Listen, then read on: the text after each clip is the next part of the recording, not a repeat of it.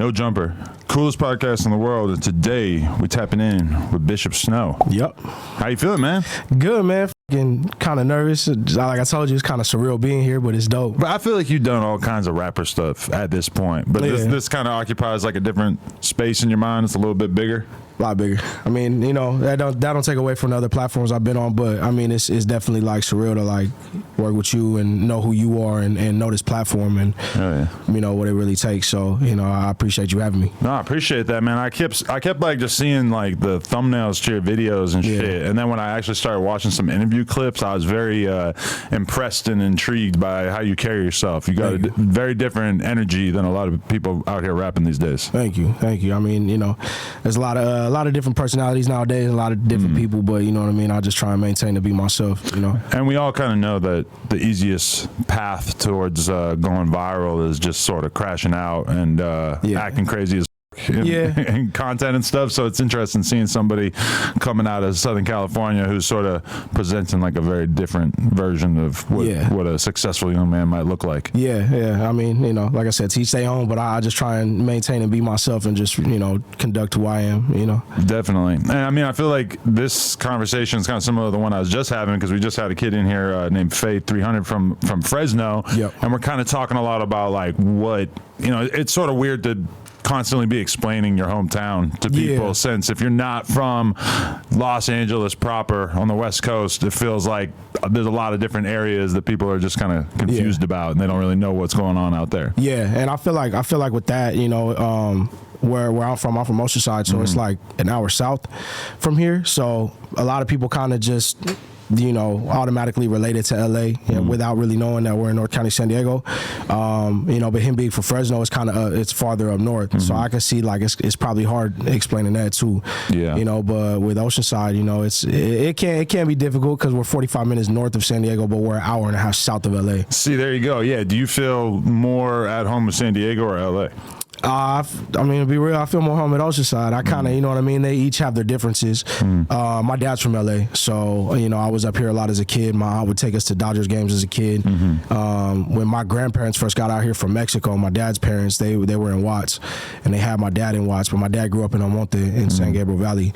And then when my mom got out here from the Midwest in '84, she was in South Central, but she ended up going to Hacienda Heights. So, you know, coming up here a lot as a kid, you know, I was just used to the two, but being out there in San Diego, in Oceanside, and going to San Diego a lot as a kid, you know, it's kind of, I don't know, I feel like I honestly been to LA more than I've been to San Diego a lot of the times. There's a little bit more to do out here, so there might be more attractions. Sometimes. I mean, I've been going to a lot of, take anything away from SD. Going to a lot of Padres games lately though, so you know, I like going down there, but San Diego does have a lot to do, and you know, even past that, going to TJ and shit. So I was just in Temecula, and so when I was down there, I'm seeing the signs on the highway for Oceanside and shit, and I'm just wondering, like, I'm thinking, like, you know, I'm starting to like watch some of your shit and like learning a little bit about it, but I'm like, I guarantee if I get off here and we go for brunch downtown or some shit, that I'm probably not gonna really like peep any of the shit that's actually going on that you be talking about. They kind of changed it over the past like 10 years, I would say. Oceanside was, you know, it's really just based off of the military. So it's a military-based town because Camp Pendleton is right next to it. And Pendleton is the second biggest military base in the world. And people don't know that like entire economies and small towns can pop up and like just create little universes just based on there being a military base, because there's so many businesses that have to exist to even just like take care of that group of people. Exactly. So like downtown has a lot of like dry cleaning, like for like militaries and stuff like that, like basically where people like take their camis and shit. But I mean, downtown, a lot of landscapers from other areas, specifically like Orange County, from my understanding, they basically came in and bought a lot of that land, because when I was growing up, a lot of that was just dirt fields, and really the only landmark we had was like the house from Top Gun. You know what I mean? That was like the only thing we really had. Just randomly they shot scenes there? Yeah, so the scene where I mean, I'm not too familiar with the first Top Gun, but the scene where he goes to his girlfriend's house on the motorcycle and pulls up to the house, and then you can see the Oceanside Pier in the background. Oh, nice. That's downtown Oceanside. And so over time, the neighborhood around it kind of just deteriorated. That became like a trap house, from my understanding. When I was a kid, that was like a dope house. And then basically they took the house, renovated it, and then put it in front of one of the new hotels that's right there and turned it into like a fucking pie shop. Wow, really? Yeah. So like I said, so a lot of developers came in and bought that land, and now we have 2 hotels downtown, which I mean the rooms are like $500 a night with rooftop bars and everything surrounding it is just building up. Interesting. So do you know how your parents ended up in Oceanside, or was that like where you were born? Military. So my dad was in the military. Okay. So my dad, I mean the story's kind of choppy from my understanding because my dad didn't really explain it too much, but he kind of, But you already have like way more of an understanding of your parents' background than the average person that I talk to. When you're talking about like knowing what high school your mom went to and shit, like people don't really know that on average. I mean, my dad, I didn't talk to my dad for like 10, 12 years. So like, a lot of the information that I got was more so recent. So even like finding out about like my grandparents and shit like that, or where they're from and in Mexico and all that, like I kind of found out that all later, Interesting. So my dad, basically had a brief stint in the system in LA, and basically they kind of gave him the idea, like the option, military or do your time. And so he went military, but then he ended up pursuing college, became, did that whole shit. And then I was actually born in 29 Palms, but then when I was 3, we moved to Oceanside, or 3 months old, we moved to Oceanside. So I've been in Oceanside since I was 3 months old. So literally like basically my entire life. That's all I know. And how would you describe what it's like to grow up out there? And were you kind of like kept away from a lot of shit because your parents were in the military? Is there like separate housing? Nah, I mean, the first few years of growing up, it was just more so like sport. Like for me, it was sports, skating. Like I really had a different outlook on things, and I really wanted to be a basketball player and a football player, and I ran track. So my parents did athletics. My dad was a football player. My mom ran track. So athletics was really the way to go for me. And then not, having my dad around for a long time, and kind of the things that kind of transpired when I was a kid with my dad being around. I mean, I don't talk about it too much because I don't like, me and my dad are cool now, so I don't want to throw him under the rug or nothing, but. Okay. So. There were complications. It was rough. Yeah, it was rough. It was rough having my dad around for a little bit. So, and then, so my dad was gone for years, and then I didn't really have any father figures, so I kind of just went about my own and ran the streets for a long time, and kind of had to learn my own life lessons, and then my father figures were basically just my big homies. How'd you end up getting into the streets though? Was it like right there in front of you, the option of sort of getting into trouble and everything? Yeah, I mean, so away from basically what we were talking about with Oceanside, like away from downtown, you have different hoods in Oceanside. So I mean, like if I was to name them off, the east side, the west side. I grew up in the east side, the west side, Mid Valley, Deep Valley, South O, and Tri-City. Shit, forgive me if I forgot any, but each different neighborhood has like 2 or 3 hoods to it. So it's Crips, Bloods, and Southsiders that are within the city. And so I mean, it was in front of me, but I kind of had it in my head that wasn't an option. So it was kind of like just sports. When I got like 14, 15 and just being around everything and being surrounded with certain people, and it was like, all right, like I'm gonna just like, my mental kind of started changing, and I was just like, F it, this is what I'm gonna do.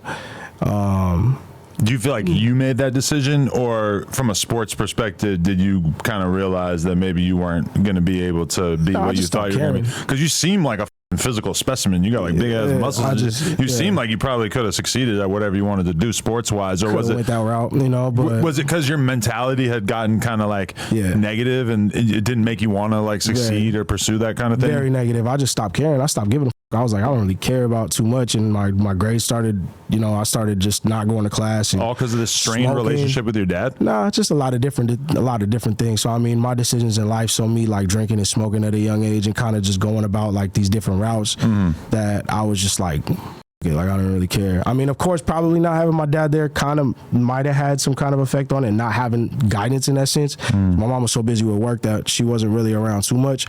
So I was just out all times of the day, out 3 days, not going home. Didn't really need to go home. I was just like, F it. If I went home, I was changing clothes and dipping out. So it wasn't really like, there was nothing too like specific as to what happened, but it was just over time, I just really stopped caring. Like I didn't feel the need to, saying it now is crazy. You know what I mean? Like I'm 29 years old, and I look back at like my 13, 14 year old self, and I'm like, damn, like I really just stopped giving a about my life. Right, because your rational self looks at the life that you previously were living, and you're like, damn, if you had an opportunity to, you know, potentially go to college and have it paid for by a scholarship or some shit, or like, you know, to pursue sports like that, like, you know, you can do crimes or like be a part of a street organization or whatever, like at any point in your life, really. But like that, the desire to do that shit is so much stronger when you're in your late teens. And I mean the influence is a lot stronger too, and then meeting the people that I did and being around everybody was like people that were older than me, a lot older than me. So it was like that influence. It just, at the same time, they gave me guidance, and it was like I learned from them, but it was just me making my own decisions. Really. Definitely. So, okay, what were the dudes that you were hanging out around? Because you said that Oceanside has Bloods, Crips, and Southsiders. How did you end up going a different way? I was around a lot of different people as a kid. I mean, not only those hoods, but we had a lot of cliques too. Okay.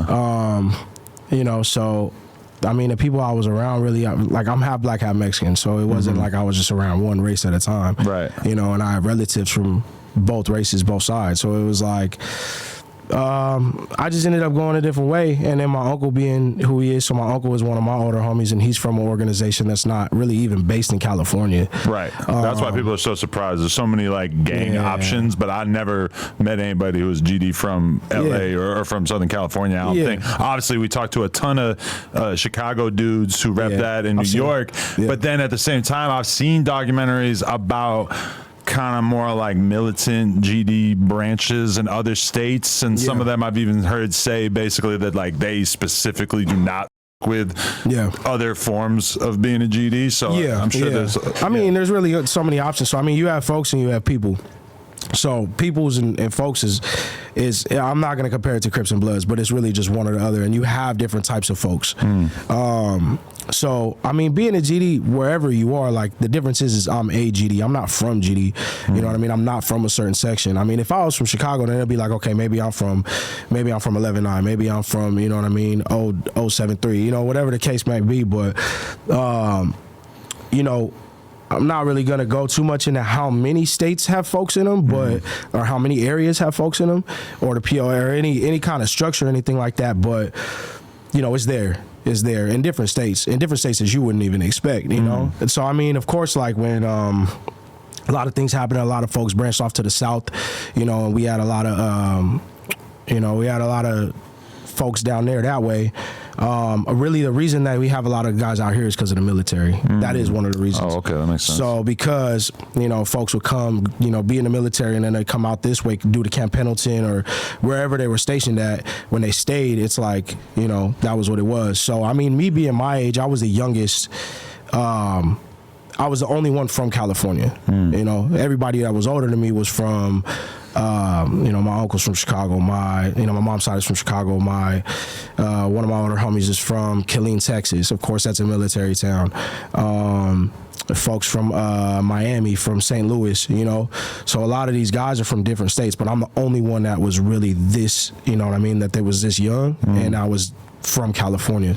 And when you're talking about getting into the streets, though, you're kind of making it sound as if you were angry and looking for, you know, kind of to get into trouble or whatever, but then it seems like you actually joined an organization that was probably the most like serious and kept me in check, intent on, like, they have like a real structure. It's not supposed to be something that's just like rampant negativity for the community. Yeah, it's growth and development. And so that was like before I came home, so to say. A lot of my decisions were just stupid ass decisions that I decided to do, whatever I decided to get into. But then when I became folks, it was like, you know, there are things in line that keep me in check, that make me believe in. And, you know, when I was younger, it was more so like, oh, okay, I'm a gangster disciple, this and that. But, you know, when you get older, and then I have more of that growth and development mentality, and the people that watch, you know what I mean, that understand that, you know, will understand what I'm saying without going too far in depth about it. You know, it's, you know, there's certain things that are in line to where, you know, when I say certain things, they'll understand where I'm coming from. Or even like, shit, I ended up in Glendale, Arizona, right outside of Phoenix, like 2 years ago, and I was at a Circle K buying a beer, and then I ran into some guys that ended up becoming folks, and we, you know what I mean, had these conversations. You know what I'm saying?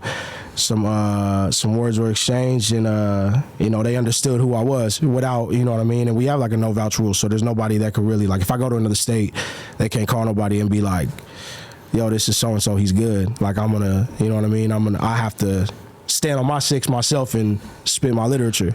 That's interesting. No vouch, because I feel like you know, I'm in like the poker world, and vouching is a big thing in the sense of like, you know, if me and you are gonna play and you don't have 100,000 on you, but we want to play for 100,000, it's like if I have a friend who I trust and he'll vouch for you, then it's like there's just like a code amongst like poker players that's like I'll assume that you're good for it, and if you aren't, then I can basically ask that dude to make shit correct, which is you know, a lot of people would never imagine having that level of trust. But that's really interesting. Same idea. So I mean, it's like, you know, and even with that, and even being in a different area, you know, basically the idea is no matter where I go, I'm a representation of the nation as a whole. So I mean, we say this thing which is like one is all and all is one. So basically I represent the nation as a whole no matter where I'm at.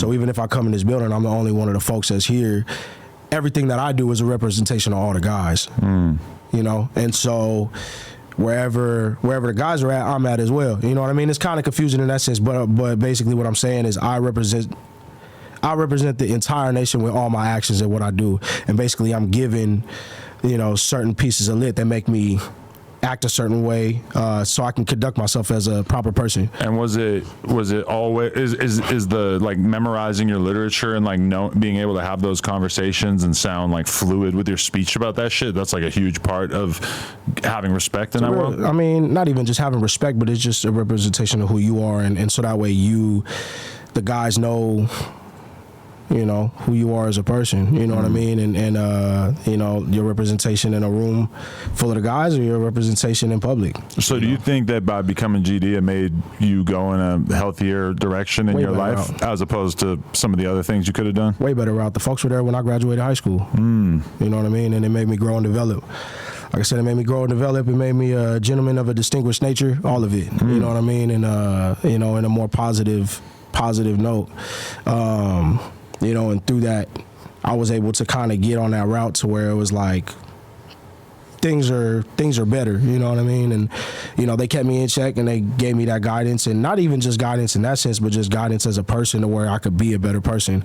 And these guys that are older than me made sure that I was always taken care of, or whatever I needed, or if I needed a job, you know, and folks were, you know, getting out of prison sentences and then coming out and getting jobs as, you know, managers at grocery stores, making sure the rest of the guys were taken care of and had jobs, you know. It's crazy because people always want to ask me, like, how we could stop gangbanging or some shit. And I'm like, it's not about that, because that's never going to happen. It's more about, like, the gangs themselves have to evolve and change and become more positive. And like we see like small examples of that, where you can see how like certain gangs will like have, you know, like clearly like much more care for the people and don't want to just cause destruction and shit like that. Like I mean, is from your perspective, is that like, is being a GD like something you would recommend to your son or to a young man? Not to my son. I mean, I'm going to utilize the things that I did learn from being folks and, you know, teach that to my son just as being a good person, you know, characteristics wise. Right. I'm not going to hand my son anything and be like, here, learn this, you know what I mean? You have 90 days to learn this, or, you know what I mean? Or really? Because that's what parents do with the Bible, right? Yeah. Tell your kid, hey, read this shit. I believe this shit. You better fucking read it, man. I mean, my relationship with my folks and my relationship with God is two different things, you know what I mean? So that would be different, but I wouldn't even push the Bible on my son. Really? Whatever my son decides to do, or whatever relationships my son decides to have with God, is completely on him. You know what I mean? I'm not going to push it on him. So, I mean, with that being said, you know, it isn't something that I would push on anybody else, because it was my own personal decision to become folks and to come home. So, and it helped me differently than it might have helped other people. You know, teach their own, and everybody's experience with this is different, and I've watched it firsthand. So, you know, there's a lot to it, but like I said, personally with me, you know, I wouldn't have changed anything. You know, I would not have changed anything because of the things that I've learned. You know, I feel like, but I mean, as far as other, you know, other organizations in the streets, to each their own as well. However they decide to handle certain things, everybody has their politics, and you know what I mean. I don't feel like that's for me to speak on. Do you feel any kind of like connection to when you see like other GD stuff going on, or I don't know if you ever been like hanging out with somebody listening to King Von and all of a sudden he's screaming GDK? Like, does that not really sit right with you, even though it's completely separate? Nah, I mean that was what Von believed in. You know what I'm saying? And Von was a factor where he was from. You know, and you know, I don't feel like he went out. I feel like how he went out wasn't right. You know what I mean? And you know, if that's the case with a lot of different things. But I mean, personally, I don't listen to King Von, so you know what I mean. Based on listening to your music, I kind of assume that. You know what I mean? It's just, you know, it's just different tastes of music. But I mean, there are those people out there that do listen to Von, that listen to Dirk, that listen to, you know what I mean, whoever they want to listen to, and that's completely on them. But you're saying that the way that you that he went out didn't sit right with you? Like, you mean in just like I feel like he should have caught that fade fairly. See, there is that, but then there's also the reality when you really dig into it and how many threats were being thrown back and forth, that if you were Quando Rondo or Lil Tim, when you saw King Von and you already knew about the reputation that he had, and there's been all this back and forth online of like, it's the kind of situation where there are certain people where I feel like if I saw them in public, I would be able to shoot them and get away with it on self-defense just because of shit that has prior like occurred, you know, where it's like if it was presented in court, hey, this guy said this and this about me, so I was correct to act that way when it happened. I feel like that is kind of understandable at a certain point. I mean, everybody's gonna go about the situation differently, and basically, you know, Quando Rondo and, you know, his homies being from the streets, like, they're gonna handle it however they feel suit, you know what I mean, righteous to. And I mean, honestly, Von could have went out a different way too. I mean, if you really, you know, heard about Von's reputation, he really could have went about it however the fuck he wanted to. Given his reputation, the fact that he went about that the way that he did is so shocking, because it's not like he was handling his problems with other people in Chicago that way. Caught that fade. And I mean, you know, like I said, if I feel like if he did handle it the way that everyone expected it, that he would have, you know what I mean, then it would have been a different story, obviously. I mean, and it would have just been another one on his list, you know what I'm saying? But, you know, but I mean, if that's the case, I mean, unfortunately, that's not the case, and you know what I mean. It's you know, it is what it is, and it ain't what it ain't. You know what I mean? And he. You know, like I said, it's the name of the game though. The streets is fucked up. So how old are you right now? 29. 29. Okay, so you graduated high school? Yeah. Okay, and then what do you do with yourself after high school? Shit, work some jobs. Still kind of ran around. Shit, I really just didn't really have any direction after high school. I didn't want to go to college. I didn't feel like that was necessary at the time, so just worked some 9-to-5s, and then it was kind of aimless at first. Like, I really didn't have a sense of direction. You know, I just kind of did what I did. But yeah, I graduated. I mean, I got kicked out of regular high school after my sophomore year, and then I went to an adult high school program. We have like what do they call, like secondary schools out or whatever, like just kind of like other schools that you could go to. But my mom worked for one of the community colleges out there, and they had like an adult high school program that she wanted me to go to instead. And I mean, it ended up paying off because I graduated a little early, which was cool. But I mean, I went to school 4 days out of the week, and then the weekend I was just running amok. So from like, I started going there when I was 15, and then just kind of, you know, like I said, after high school it was kind of aimless. I didn't really have a sense of direction. What was running amok like? Which is a good expression, by the way. I love that. Shit. I love amok. Yeah, running amok. Just A-M-O-K. I used to try to write that from like graffiti shit. Oh, okay. It didn't really stick, but yeah, I mean, idle time is the devil's playground, and that's all I had was idle time. You know what I mean? So it was like just drinking, drinking, kicking it with the homies. I kicked it with the older folks, and you know, just doing a lot of dumb shit. Definitely. Because it's interesting, like, have you always had like the calm head on your shoulders that you kind of project in interviews and shit? Like, it feels like you have a very responsible demeanor and everything, but then you also always have a beer in your hand. I don't know if you know Julian from Trailer Park Boys. You kind of remind me of that.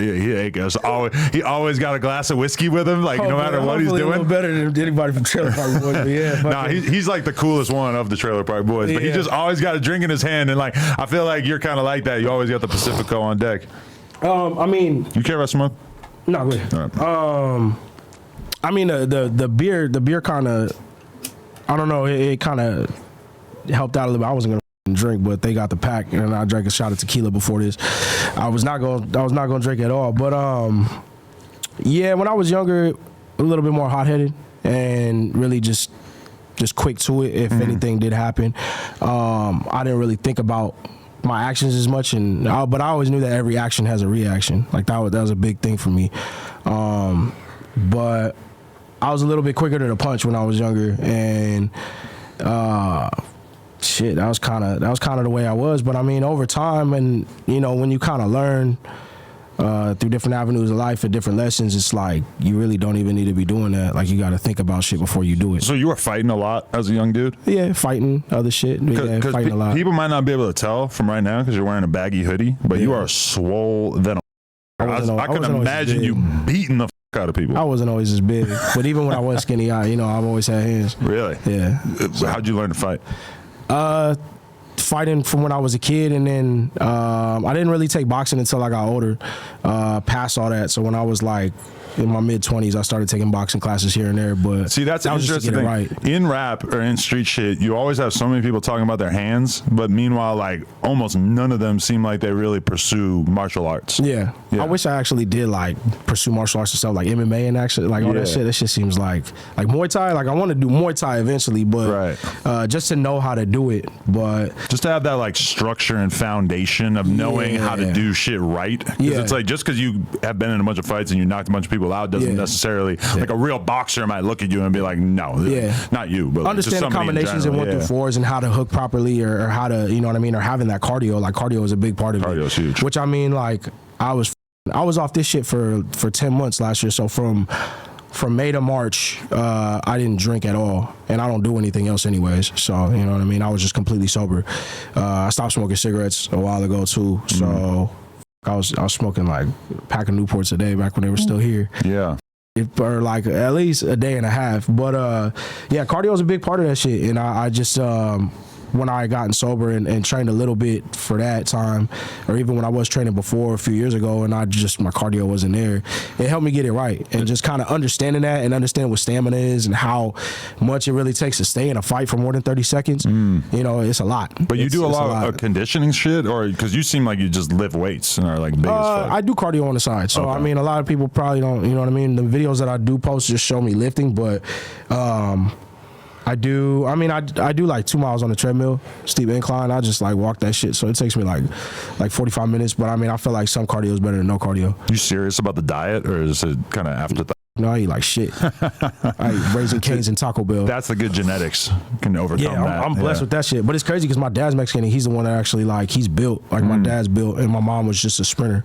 So but my mom has like the physique of a runner. So it's like it makes sense. But yeah, the genetics really kicked in on that part. Definitely. You'll probably wake up at some point when you're like mid-30s and you'll be like, you know what? If I want to keep looking good, I probably need to get the diet dialed in. Yeah, if you don't use it, you lose it. So I feel like, you know what I mean? I try and stay on top of that shit too, like with like my labs. So like getting blood work done and making sure that my kidney functions are right, that my heart functions right, which I need to do that shit because I've been drinking too much lately. But yeah, I mean, after I finished the album or whatever, I kind of just started, I don't know, whenever I finish a project or something, I just kind of take some time to myself and unwind a little bit and kind of live life and see where it takes me so that way I have something to write about. So, but yeah, lately I've been drinking a little bit more than usual, but I still work out every day. So, definitely. So what kind of music were you listening to as a young dude?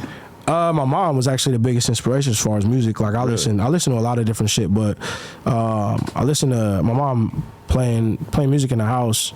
I mean, crazily, not crazily. I mean, everybody that listens to music listens to Michael Jackson, but that was one of the biggest influences in the house, listening to music growing up. Easy to forget how gigantic he was. Insane. The biggest pop star ever. I had a VHS, and it was like all of his greatest hits, but it was all the music videos. So we would always watch the music videos.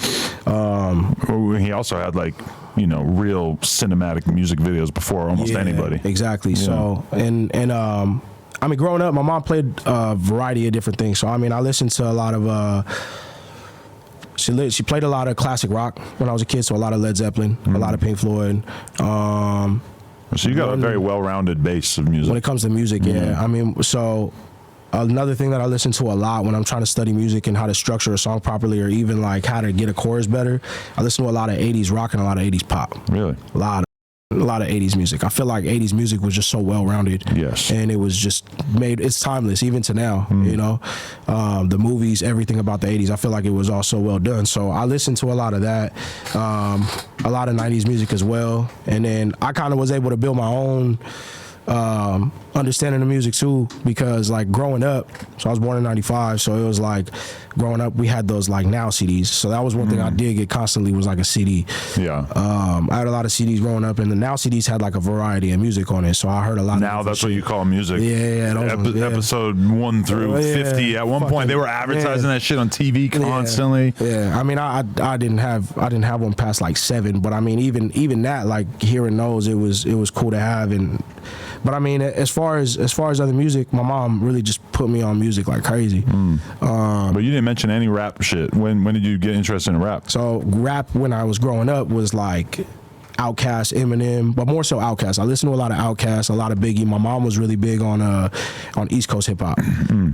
So to this day, I say, like I'll say it a million times, Illmatic is the greatest hip hop album of all time. Agreed. And that's just coming from me. But yeah, I still go back to it all the time. Yeah, Lauryn Hill. I'm trying to really think, because I get so stuck when it comes to this, because there's just so many things in my head as far as music. Yeah, I mean, earlier on, my mom didn't listen to Jay-Z as much. I guess we did listen to a lot of Reasonable Doubt. But as far as the Blueprint, I was never really familiar with it as a child. Okay. Tupac was played a lot, which Tupac is one of my biggest influences, you know, of all time. I mean, who else was from the 90s that I can't think of right now? Goody Mob was another one that was played a lot in my house. So not that specifically West Coast. Some of it. My mom did play a lot of. I mean, my mom played like a lot of NWA though, specifically. But that's so interesting, because your sound is so distinctly West Coast. Yeah. Like no mistaking it. I had to get that over time though. Like over time, that was when it kind of became like more so West Coast, and it was because earlier on, I guess my bigger influences growing up and like my teenage years were like the Nipsey Hussles, the YGs, the Mac Millers, Big Crit. Shout out Big Crit. Shit, who else was in that era? Like that whole 2010 Kendrick, of course. I remember the first time I heard Kendrick, I actually watched the Rigor Mortis music video, and that was like from that, I just did a deep dive into his music, and that was like one of the biggest inspirations as far as everything, you know, song, more so like song subjects though. So like what to really talk about. And even with Nip, I mean, I feel like Nip, his earlier projects like Bullets Ain't Got No Names, all those volumes.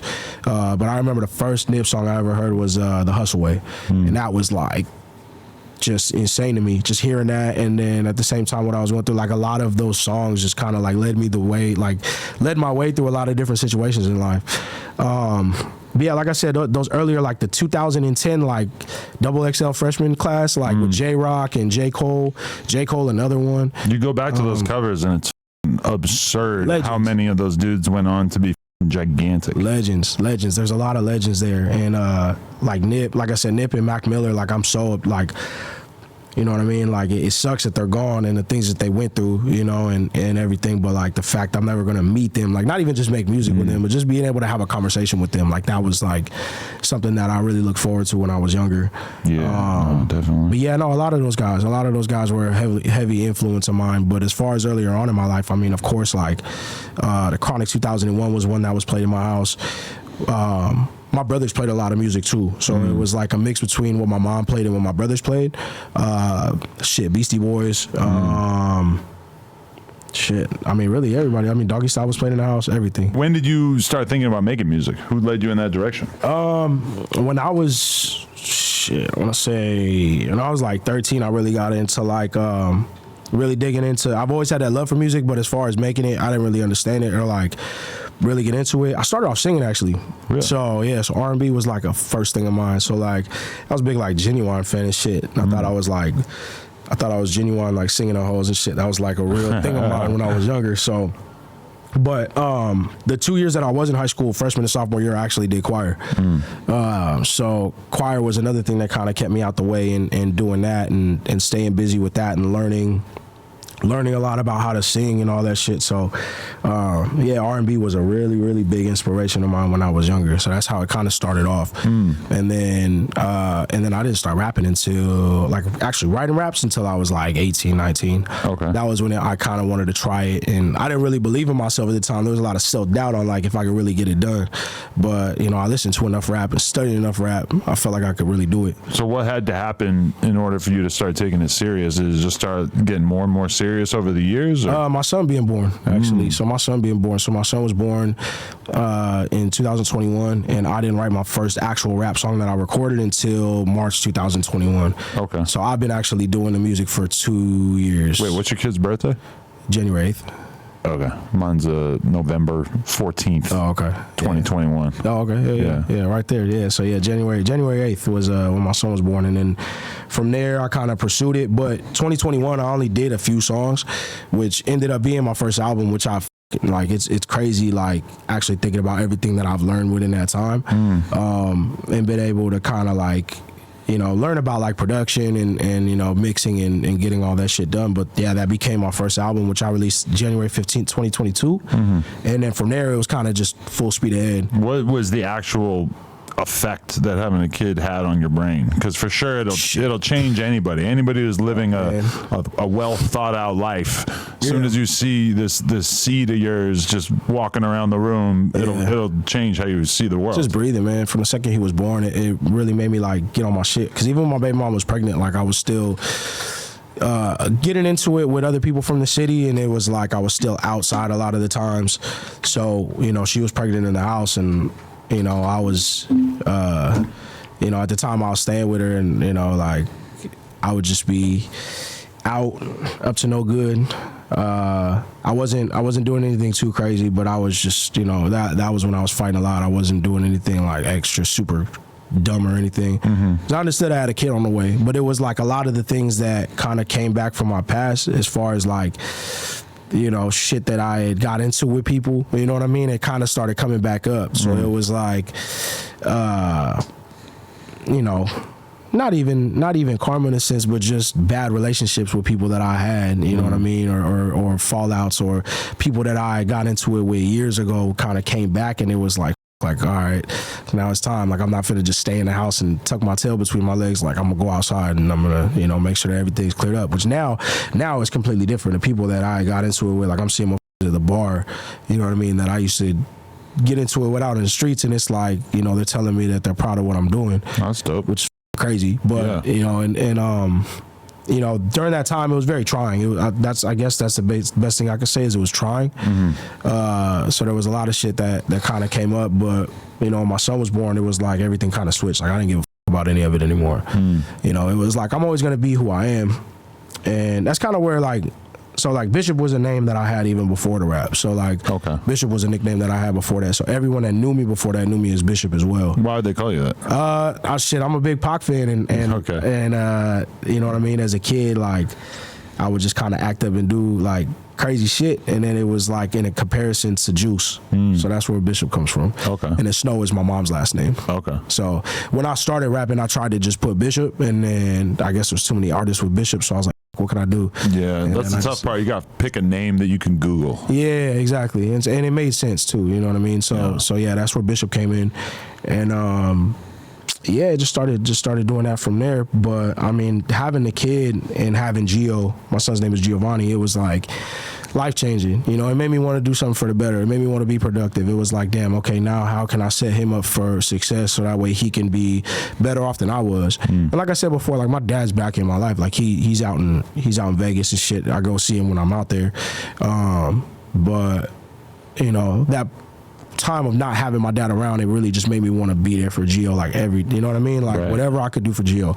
You know, if I take him we go get food, I take him to the trampoline park, whatever the case may be, I take him to the beach. He wants to go to the beach. You know what I mean? He loves the water. So there's a lot of people who have had trying relationships with their father, it feels like they're kind of like condemned to repeat those mistakes. Whereas it seems like you went the opposite way. I don't really feel like that. I feel like everybody has a choice, you know, and I feel like, you know, the righteous choice, of course, like there's no other way. There's no other way that I would feel than to want to be with my kid every day. Mm-hmm. You know what I mean? And that feels right. And even if it's not every day, like I still, like he understands, like there's times that I'm out filming music videos, shooting reels in the city, and, you know, him and his mom will like drive past me and then they'll pull over and say, what's up? You know what I mean? Like, and I'll, you know what I'm saying, give him a hug, give him a kiss, tell him I'll see him another time, you know what I mean? And then they'll go about their time. That can be the hardest part about having a kid for me, is just accepting that it's like I have to go work. Like I'm not going to see you for a week. Yeah. And I have to take the fact that it really, really hurts my feelings and my soul to be away from my kid. But that it's like, it's more important for you as a man to go out into the world and accomplish things that make it so that your kid can be comfortable financially, as well as to be able to look at your dad's achievements at some point and be able to be proud of them, especially in a situation like yours where trying to be a rapper, trying to make it as a rapper, you got to go the extra mile. You got to like, you know, what defines who's going to be successful is somebody trying to make it as a rapper is the person who's going to put in the late nights and be willing to go the extra mile. Whereas, yes, sitting on the couch and watching your kid play all day feels good. It's like a warm, fuzzy bubble of good feelings. Yeah. But you can't just be the dude who sits on the couch. Like, you're meant to be something bigger than that as a man, you know? Yeah, exactly. And I mean, it's cool. It pays off because the way that I do see that now is because my son's on YouTube a lot. So he has an iPad and he goes through YouTube a lot. Mm-hmm. And he follows me on YouTube. So he'll like go through and see my shorts. And then like as soon as he does, even if I'm chilling with him and he'll like, one of my shorts will pop up and he'll be like, Dad, like, you know what I mean? And so, I mean, and also implementing him in the music videos and putting him in music videos and showing him like, yo, like this is you, like you're gonna, you know what I mean, and show him like you're gonna see this again one day. It pays off in that sense. So he sees it, you know. He may not fully understand what's going on right now, you know what I mean. He's 3.5 now, but you know, but I'm gonna make sure that he's set up for the future to where he understands why all those times happen, to where like, you know, I was out, you know what I mean? Like I tell him like, you know, he gets it, like, oh, I gotta go do this interview, or I gotta go shoot a music video, or I gotta, you know, because I just shot a music video in Vegas, so I was out there for like 3 days, and you know what I mean, I'll go see him before my trips and I'll be like, yo, like I'll be right back, you know, and he gets it. You mentioned the reels and the YouTube shorts. Has that been a big part of people first seeing you and shit? Because it's the biggest that shit part. Goes super viral. Like, that's a consistent way for people to get eyeballs on themselves. Man, it's one of the biggest parts about it. It's funny because my management, like, so my manager owns the independent label that I'm signed to, but he also owns this clothing brand too. So everything is really in house. He does all my photography. The barbershop and shit that I seen you in the one vlog, right? It's a clothing store. So it's a clothing store right now, barbershop. My bad. Mastering. So it's like, so basically they it's two brothers. They started the company. My manager started it in high school, so started sophomore year. He started this clothing brand, and then basically from there, I mean, he already did photography. His brother went to UCLA and went to school for videography. Well, like he did a bunch of other stuff too, but his brother shoots all my music videos. He shoots all my pictures, and then he does all my cover arts, everything. So everything is in house. So at the same time, these two guys that are doing my pictures, editing my cover art, shooting my music videos and my reels, they also own the music label that I'm signed to. Right. And then they own the clothing brand that I wear. So how established were you before they tapped in, or to what extent do you kind of like? They tapped in as soon as I dropped like my second music video. Okay. So like literally, so within these 3 years. And they're totally local too. Yeah. So we're all from the same neighborhood. So they're from the east side as well. They just grew up there, and they, you know what I mean? They played soccer growing up and really just kind of just chased and pursued that. Like they come from like their family, like all of them are just so like business savvy, and they understand it. Like their parents own a soccer store in the next city over. They own the clothing store, and it's like everything is really in house. So they come from a very like business savvy family. They understand all of it, and so.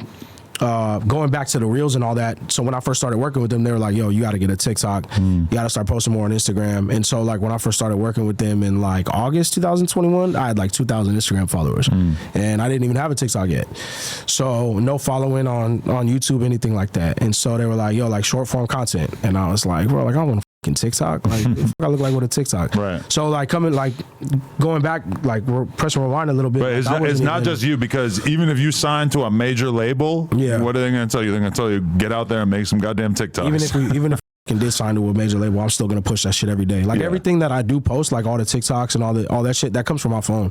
They shoot it and then I add my audio and then I trim it to where I want it to be based off of the song or whatever the case may be, and then I post it. Like I just posted a TikTok before we got here.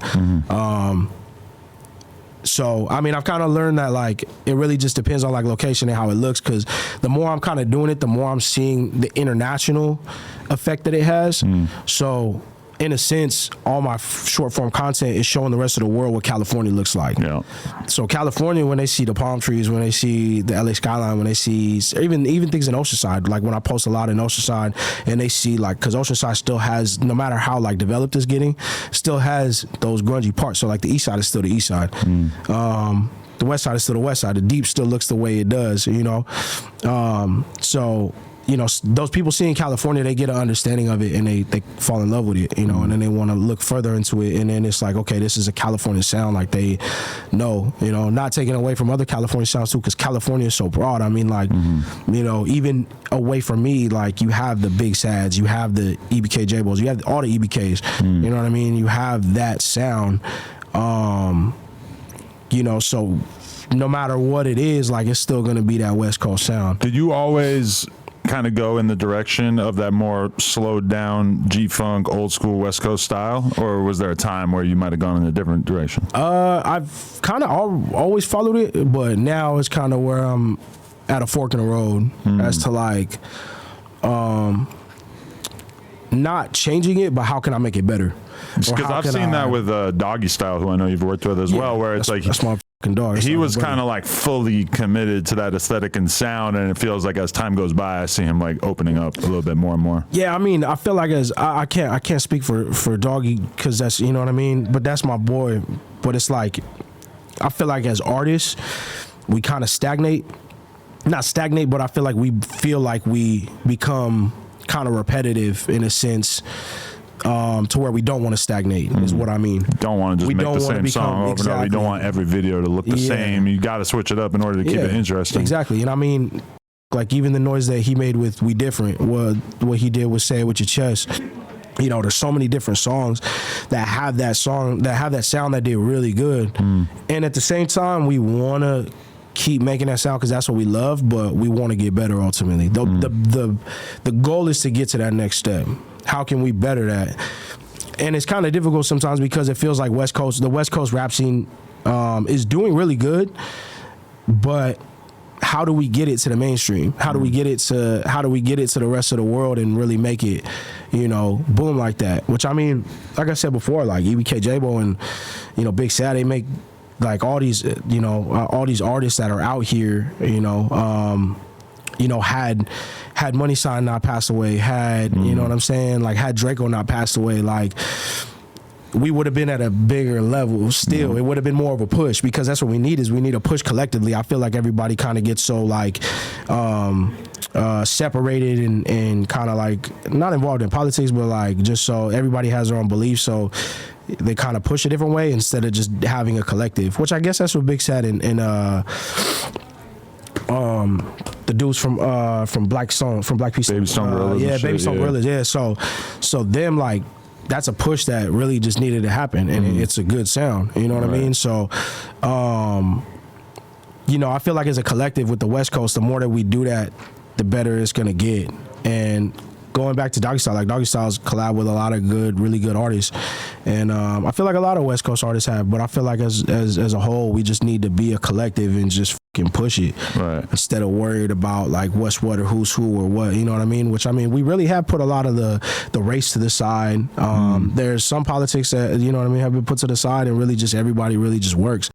And Rowdy Racks, Lefty Gunplay, like, you know what I mean? Them even being able to be in the same room was like unthinkable when they first came out. They were making it clear that we're not doing it, and now they're in the same room, done music together, doing that Thizzler cypher. It's like the whole thing. They got past that. That's nice. It's dope. It's dope to see, and you know, I feel like I said, everybody can really make that sound pop, and it's like, how do we get it past? How do we get over the hump? You know what I mean? Which I mean, of course, platforms like No Jumper and Thizzler and Full Community, like they all do their part, and you know what I mean. You guys all make it possible for us, you know, to really get over that hump. But it's like, how much more extra push do we need to do? Right. Yeah. So it's kind of like the big question is like, you know, you want to just like be yourself and just hope that the audience resonates with the shit that really comes from your soul. But then at the same time, it's like you kind of have to tailor your shit to a certain audience if you want to get a certain audience, or at least the fans want to see you be able to fit in different dynamics on different types of beats. Like, is it totally like out of the question when you, you know, certain rappers who rap over like, you know, completely different style beats? Like, are you curious about like how you would fit in on those types of beats? Or? No, not really. I kind of pride myself in feeling like a versatile artist, I guess. So I felt like if I did want to do that, then I would try it. I was really curious about that, but then recently Honorable C Note sent me a beat who worked on who works with Future and Metro. He sent me a beat personally and was like, yo, let me know if you fuck with it. And it was a hard beat, but it's completely different sounding than what I would usually rap on, and my flow is completely different sounded than I approached it like a Suicide Boys flow, so it was like completely different. But it's, you know what I mean. I feel like personally it came out well, and you know, I feel like you really just need to challenge yourself as an artist sometimes instead of being comfortable in that pocket. It's like, yeah, you found that sound that will work for the audience, but how much better can you get? Like, you don't really know until you try.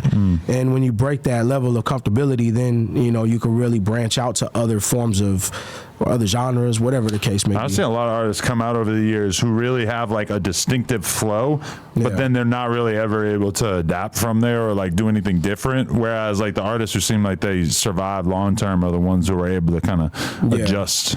I mean, I don't really, you know what I mean? I don't know about anybody else because, you know what I mean? If that does happen, then I mean, you know, it is safe to branch out sometimes, but like I said, I hear a lot of different flows nowadays. Like even with Kendrick sounds completely different. Like his flow on Euphoria, the flows that he used on Euphoria, that's another thing too. I'll talk about it a little bit, but I feel like his flows on Euphoria were a lot different than the ones of the past. I feel like you have to elevate as an artist as a whole and see what you could do that's better. So that's where I'm kind of like stuck in right now is what other flows can I use? What sounds can I use? How can I make my music better? I feel like really it's just about pushing myself to be better and how can I be better as an artist, and then the rest is going to come up with it. How much time you spend recording? Recording, I spend more time writing than recording. I feel like the time really comes in writing. So you'll get a beat and just listen to it for long periods of time, just writing in your phone or something? Yeah, so I mean, whether I get a beat and I write to that specifically, or I mean, even I'll like sit there and freestyle over YouTube beats to kind of get my sound right and see what other flows I can use, what sounds right in my ear. Because sometimes you might write it and it might not look cool, or it might not sound cool when you're writing it down or whatever. But I mean, shit, I mean, I'll write all the time. It kind of almost takes more. These are all just different songs. Yeah, it's just different notes. Like sometimes some of them might be reminders. You know what I mean? Some of them might be like ideas of shit. My phone looks exactly the same except it's interview questions. Yeah, you know what I mean? I made a fucking note pointers and shit, but I was like, I'm gonna just go with it. But you know what I mean? But yeah, I mean, it really just comes to like, how else can I be better? Which is studying other music, freestyling over beats, or writing the beats that I get, or you know, there's different ways I can go about it. You know, so you ever tried punching in, or it's just not for you? No, that's really not for me. I mean, I have punched in more now, so because of the flow switches that I try to do now, I'll find myself punching in a lot more. But punching in specifically freestyling, no, I've never tried it. I never really have tried it because I kind of feel like I get more of a conscious thought out of my, but I feel like that kind of puts me in a cage too, because I feel like when you freestyle shit, it kind of does come off of the dome, and it forces you not to use the same words and flows and saying so much, you know what I mean? So it is something that I've been curious about and something that I have thought about. Like, I'm never going to say no to a technique because at the end of the day, it could make me better. So I've always been kind of fascinated with hearing people talk about how, in particular with Gucci Mane, how you would be in the studio with him and he would record his verse, you know, one of his other homies would record their verse, and then it's like, it's on you and you do not have like an hour to record your verse. Like, nah, you better knock this shit out in like 15, 20 20 minutes. Yeah. Because this is almost like a sport, and Gucci's already moved on to the next game. And if you want to be able to fit in this environment, you're going to have to just be ready to just be on call, go for it. Yeah, I mean, I feel like everybody's recording process is different, but in that aspect, that does sound right. You know what I mean? But even with anybody that, I mean, I have been in studio sessions with people to where like my first song that I did with Yellow Hill. Shout out Yellow Hill. He's somebody that really like looked over me from the beginning when it came to the business shit, and really like even just the rapping shit and just making sure that I understood certain things and was willing to work with me. You know what I mean? But when I did my first session with him, it was me, him, and Steels, and we have a song called So Much Drama, and like he was just like, hey, yo, if you're gonna write this, because like Yellow like freestyled his whole shit, so that was where I kind of understood, like, damn, okay, so people do this. Like, he's like, if you're gonna write it, like, we're gonna go to the store, we're just gonna come back and then, you know what I'm saying, knock it out. I had like 20 minutes and I wrote my shit, and I was just like, just typed it out really fast, you know, but not even really fast, but just kind of like went through and tried to get the flow right and tried to go based off of what he did, but at the same time try and be a great artist on it, you know what I mean? So instead of rushing the process and having something quick, it was like, how can I make something good that's gonna perform well for both of us? Definitely. So, I mean, and that's my thought process with anything, but yeah, that was the first time I really had that punching experience to where I like heard it and I was like, damn, that shit actually really works, you know? But yeah, I guess that's kind of where I relate to that in a sense. But with my studio sessions, I usually record before, and then whatever I have, I'll do like 3 to 4 songs in that little session by myself, because I have my own studio. So it's not like I have to like book a session and sit in a studio with somebody else and like kind of feed off of what they're doing. And with the features that I have done, because I just recently started doing features, you know, it's just like stems being sent back and forth. So it's like, I'll do the song, I'll come up with the song idea, I'll hit up somebody that I know that I feel like could really like sound good on the song that we've already discussed working together. I'll send it to them, they'll send it back, you know. And then it's like, that's how a lot of those features came up on the album I just did. So that's kind of how I get a feel for the feature side of things, and working with different people. But I mean, you know, I feel like the more I go on, the more I'll be in studio sessions with people, and then we'll be able to, you know what I mean, I'll get a different feel for things, but I'll try to punch in thing one day, hopefully. It's honestly just the more comfortable you get with it as well, because like realistically, if you're like rapping and seeing success for like 5 more years, at a certain point over the course of the 5 years, you're probably just going to get in such a groove rapping that it's just not going to like require as much mental energy to get a verse out, you know? You look at like the Migos and shit, it's like they seem like they could write a rap taking a shit. Give me 5 minutes, I'll write a verse. Yeah, man. And so that's, I mean, but I also study new music that comes out too, so that way I can get better with writing those verses. So like Blue Lips by Schoolboy Q that came out this year, We Don't Trust You by Future and Metro, and then like Might Delete Later by J. Cole. When those came out this year, I studied the out of those, like everything on them, you know, not even just the hype around them, but it was just like, these are artists that I've listened to for so many years, because all those projects are so different sonically than what you do. But like, what do you feel like you're kind of taking from each of those artists? That having a different sound, the diversity between the tracks, understanding that, you know what I mean, there are different flows that I need to use. So like, and even ironically, like the one that stood out to me the most was probably the Future Metro album, like We Don't Trust You. Like that one stood out to me so much, and just the flows that are on it, the beat selection.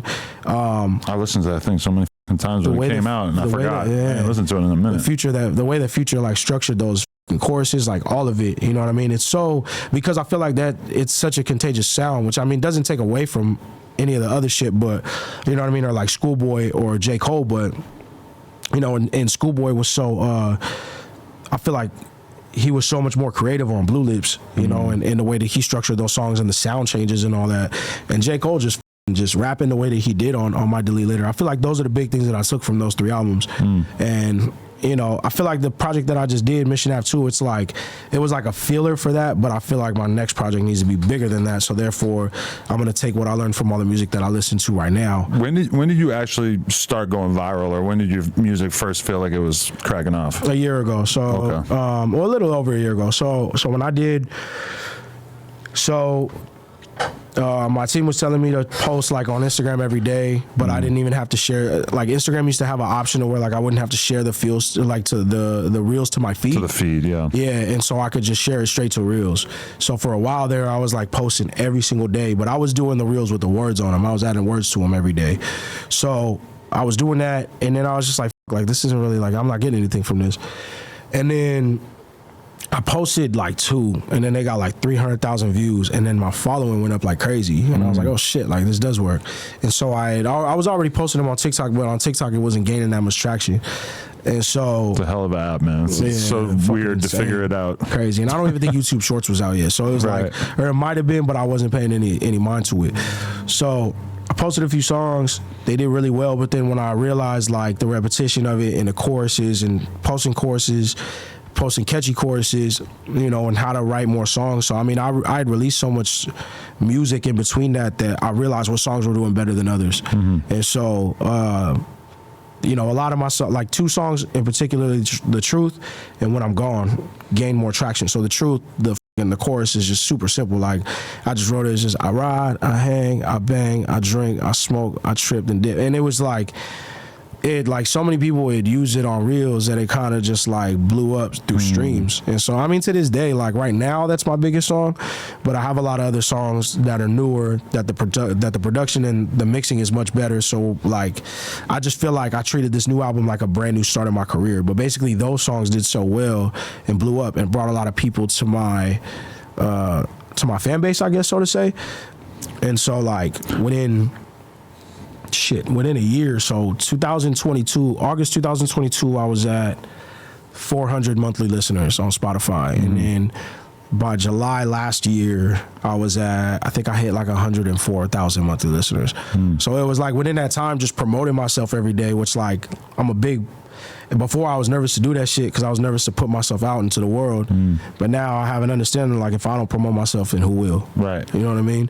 So within that time of just posting every day and posting on Instagram and TikTok and all that, like my following just kind of blew up, which I mean, even now, like with the new music that I've dropped, I dropped to like 60 or 70,000 monthly listeners on Spotify. And then with the new music, I kind of was able to jump back up into the like, you know what I mean? Which I mean, as much as I do it because I love it, and you know what I mean, I have a goal to be one of the best to do it, which is like always the goal. It's cool to see those numbers kind of pay off. You know what I mean? And so, but that was when it kind of started. Things started going viral, and then TikTok started popping off, and then TikTok has really been the way to go. Like it's really like recently, it's paid off a lot more recently. Like it's translated to my streams a lot more and a lot, you know what I mean? A lot more. That's interesting because I always feel like TikTok is just, that's one I have such a hard time with. Like I'm just so used to posting on Instagram and Twitter and Snapchat and TikTok. Like I got my following to a certain point. At one point I was like real motivated to like make TikToks every day. I want to get to 1 million followers on TikTok, and like I don't know, at a certain point I just ran out of steam. Like it's like there's only so many things I can focus on. No matter how good I do on TikTok, it's not really going to result in money. It's just like promotion, which is good, but it's also like I'm 40 years old. I've been doing a podcast for like 10 years. It's like how much promotion do you really need at a certain point? But like as a rapper, for sure, especially like I feel like TikTok is so aesthetic. It's so about how you look, what kind of level of engagement with the camera it feels like you have, the background or like your scenario, even like the lighting, all this shit just matters so much. The quality of it. Yeah, there's so many people who pop off on TikTok and get huge just because they're good looking or they just seem kind of interesting looking. You know, the kids with face tattoos and shit are always going to get like an outsized amount of attention on TikTok just because it's so image based. And I mean, you know, it's been able, like I've been blessed enough to work like and get that kind of result from it. Instagram, I feel like so my homie Memo, he runs the whole like Night of the Blaxican in LA. Oh, okay. Yeah, so he kind of said something to me one day. He was just like, he was like, Instagram is different than TikTok because everyone wants their Instagram to look pretty. TikTok is kind of like, you know, I feel like certain platforms though, because I feel like Instagram, he said everybody on Instagram wants their feed to look pretty, but everybody on TikTok just doesn't give a and they just keep posting. Which I mean, I kind of realized that, and I was like, wait a second, yeah. Which what I was doing. Like at first, it was like I just wanted my Instagram to look good. Like I'm not gonna post every day, like whatever the case was. And I try and be a little bit more versatile on Instagram because I kind of try and show like more now.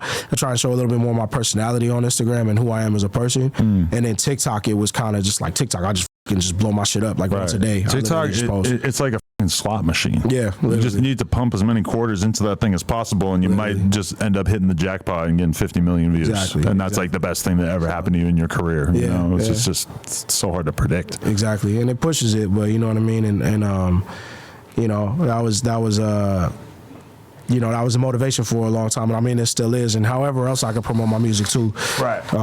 But just getting that right and making sure that I understand, but always looking for different ways to do it too. You know, however else I can promote myself, because I am signed to an independent label, and I'm not like, I don't have like a major label deal, and even if I did get signed to a major label deal, I'm still gonna post that shit the way that I do. Have you had those conversations with big labels and stuff? That usually they reach out to a lot of people even early on. No. I mean, they reach out to my manager if they do, but I mean, they've had a conversation with one label. It was another independent label based out of San Francisco. But you know, just trying to make sure that I also want to build myself a little higher too. Like I want to build myself a little bigger before we start having those conversations, because I feel like, one, I haven't done enough. Two, I haven't had that song that's kind of like, you know, like the Underrated by Osama, or the, which, by the way, I just saw Billie Eilish having a conversation about that song and calling him Zoe Osama, which I didn't hear that. I didn't hear audio, but I was scrolling through and I saw the producer Zeke, who I work with. Yeah, he had reposted it, and I mean, I follow Zoe too, but I just seen that and I was like, damn, that's dope. Like, she's having that experience like 2 years after I had that experience, but for sure I had the same exact feeling. Like somebody sent me the song and I was just like, this is like one of the best songs I ever heard. Like this is just an automatic classic, and it's on the No Jumper channel, and it still gets like hundreds of thousands of views every month, which is crazy. I know, I remember that. Yeah, so yeah, that song, or I haven't had the Johnny Dang by Mexican OC. Like I feel like I haven't had that yet. So I feel like I wouldn't want to have that and then have that conversation, because like, you know, of course after that it's getting better every time. But like I said, I feel like I haven't had that yet, which comes with repetition and practice. You know what I mean? It's a weird thing, because it's like one giant hit is worth more. It's worth 1,000 times more than like the other 50 songs you made before. Like you just need to hit gold. It's that one time that everything just works perfectly together. And once I hit that, I feel like it'll trickle down and people will hear the rest of my music. Which, I mean, other people are a fan of, you know, luckily. So, you know, once I figure that out, then, you know what I mean? So do you feel like being black and Mexican, do you feel like that makes your potential audience bigger, or do you feel like it almost kind of is just confusing for the audience? I haven't really thought about it like that, honestly. I was actually talking to somebody one day before I started rapping, and I kind of tried to divide the two. I wasn't trying to divide the two, but it was like what is gonna be more of that audience, you know? And he was just like, no one's really bridged that gap between both, so like, why not just make your music and then just, you know what I mean, just represent both sides. And so it was never like I was gonna not represent more one side or more of the other, but it was kind of just like I didn't understand that split, you know, or what would come with it, you know. So I mean, of course, from the get-go, it was like, yeah, like, you know, I am both, you know, I'm half and half. But there has been a great amount of support from both sides. It hasn't leaned over to one side more than the other. Like the people that I meet, you know, when me and my cousin Rhea just went to Phoenix last November, and you know, we went to the mall. We went to a few different malls, and like people were recognizing me, both races, asking to take pictures of me, both races. And then one of the shoe cleaners at one of the malls, like I thought he was gonna ask me to clean my shoe, and he started spitting one of my songs to me. Wow. So I was like, this is crazy, you know what I mean? But he was, you know what I'm saying, he was black, he was a brother, and then, you know, a lot of the other people that asked me for pictures were Mexican. So it happens both ways. Which side do you feel like you tend to like relate to more culturally? I don't really feel like I relate to one more or the other. I mean, I guess because I mean I am in tune with both sides of my family. So both sides of my family, you know what I mean, they it's not like grew up, just because my dad wasn't around doesn't mean, like, you know what I mean? I still had that connection with my dad's side. So like my aunts, you know what I mean? They were still living in LA. One was living in Redondo. You know what I'm saying? My grandma, before she passed away, she was in Azusa. So it wasn't like it leaned or trickled to more side than the other, one side more than the other. You know, I wish I was fluent in Spanish. I'm not fluent, but I was wondering that. Okay, yeah. Yeah, so I mean, but and I don't really know anything about my family in Mexico. I still have family in Michoacan that I don't know about. And I know a little bit more about this side on my dad's side, like history wise more. But yeah, I mean, as far as relation to one side or the other, it's kind of, honestly, it's really the same. Like I love the fact that I'm both. Like I'm blessed to be both, and I love it. And it's cool to fucking, like, you know what I mean, to know that I am, you know, black and Mexican. Like it's dope. It's dope. Definitely. Who stands out to you as like other prominent mixed people in the rap game? Or like I had Rico Too Smooth on recently. Yeah, Rico Too Smooth. I've actually hard as a rapper. Yeah, nah, he is. Yeah, and I've heard a lot of his stuff too.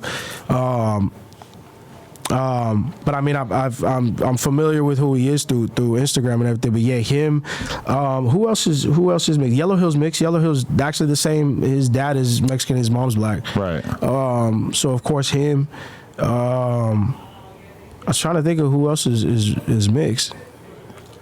Who else is? I thought Drex the Joint was mixed, but he's just Mexican, but just hella dark skins. He's full Mexican. Yeah. Full Mexican, and his brother down in Mexico too.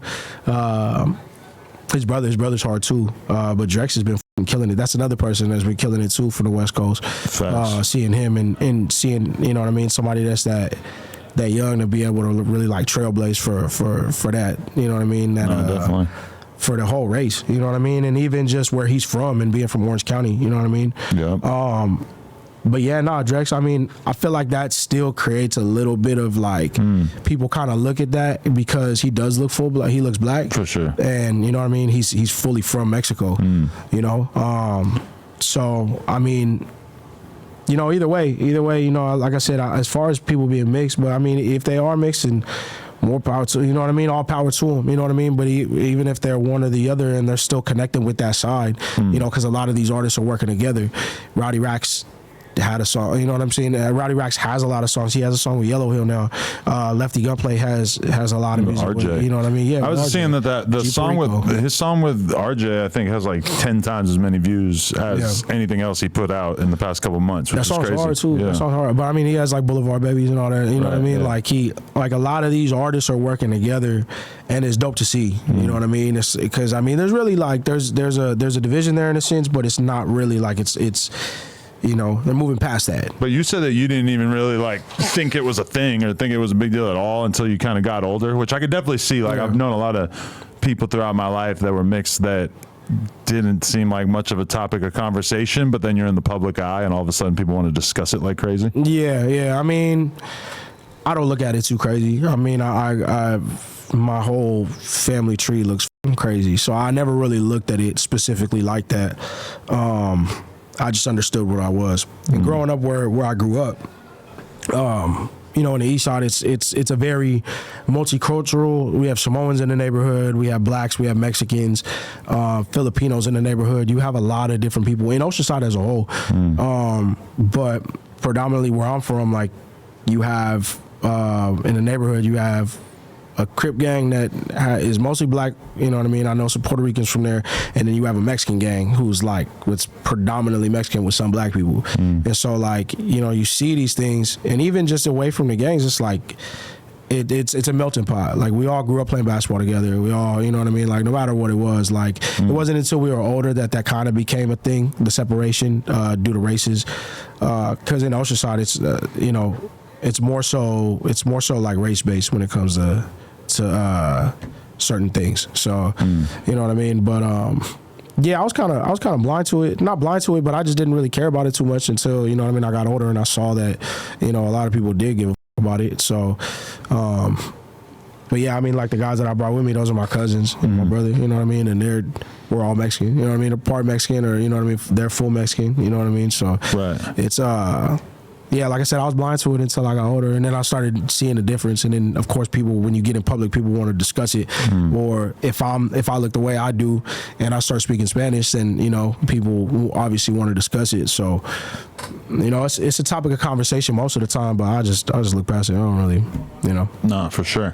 So you said that you definitely see your path as trying to be one of the greats. Yeah. What do you feel like you need to do in order to get into that conversation more? A lot more. I'm you know what I mean? Like a lot more work, a lot more versatility, a lot more. No matter what it is, like branching out and working with people from different areas, or or just being better as an artist. I feel like working with other people is going to make me better as well. And studying.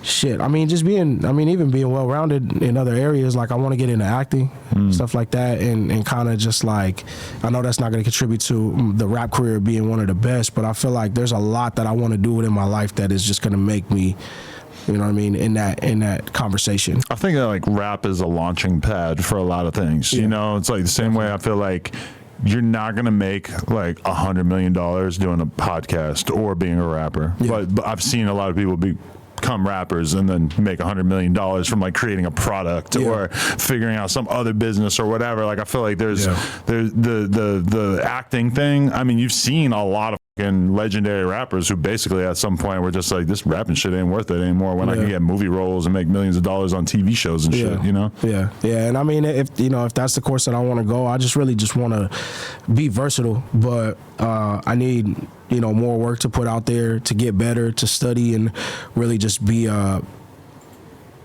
consistent. I feel like consistency is really the biggest thing, and just being consistent, but becoming better at the same time. Creating a brand, obviously, that's something that I learned from watching Larry June do his thing a lot, and he's reached out recently, like, Really? That's complimented, saying, complimented what I've done, and he kind of he's in album mode right now, so he's really busy, so but for him to have reached out even at one point and tell me, like, what I'm doing is dope, it's cool. Because he's somebody who, he might not have necessarily like the most gigantic songs, but his like overall brand has opened so many doors, and he has so many crazy opportunities and things that, because I interviewed him back in 2016 downtown LA, and to see like the level of love that people have for him now is crazy. The growth and the branding and understanding that side of things, and even seeing him as an artist and how versatile he could be as well. I've learned a lot from that. A lot of different people, but I feel like as far as the growth and to become one of the best, I feel like it's really just consistency, which he even says, and keep going, and don't stop. Like it's really big. I'm really big on that right now, especially. So just keep my foot on the gas pedal, and I don't need to take a break. I don't need no days off. I'm good. Like I stay in the gym to keep my mental sane, and I just fucking write this music to be creative and get my word out to the world. Hell yeah. While you were saying that, I had this vision of you being out in Oceanside and people coming up to you and being like, bro, I saw you on No Jumper, you're gonna fucking make Oceanside proud. That's is that ultimately a big part of the goal? You want to let the whole city know that like I was able to put this shit on the map more than many people came before? I just want to represent the city as best as I can and just be the best that I can be, and stay in my own lane and just let the world know what Oceanside is, where it is, and just that we got a story to tell. It might not be what it used to be back in the day, but it's always going to be home, and it's always going to be the place that I love. But at the same time, like I said, just putting it out to the world, and being able to be on this platform and represent myself and represent the city is cool. It's a blessing. It's been an honor to have you, man. Thank you. Thank you for having me. Appreciate it. Anybody you want to thank? Anything you want to promote in general? Shit, everybody, the whole team, Mad Strange out of Oceanside, California. Everybody that I've been able to and blessed to work with, all the artists, all the producers, everybody. I'm really trying to think. The homie Memo, Night of the Black Skin, for helping me start, this journey. The homies that, my cousins and my brothers who helped me in my worst times and are getting me through the best of times, and that's, what I mean? The home team, Oceanside as a whole, just shout out to the city, shout out to, San Diego, California, the whole West Coast, and, let's really just put all this shit on the map for the rest of the world to see. Hell yeah, man. Appreciate you. Thank you. Thank you for coming through. Thank you for having me. Bishop Snow, No Jumper, coolest podcast. Like, comment, subscribe. Tap in with my man on all streaming services. Everywhere. Yep.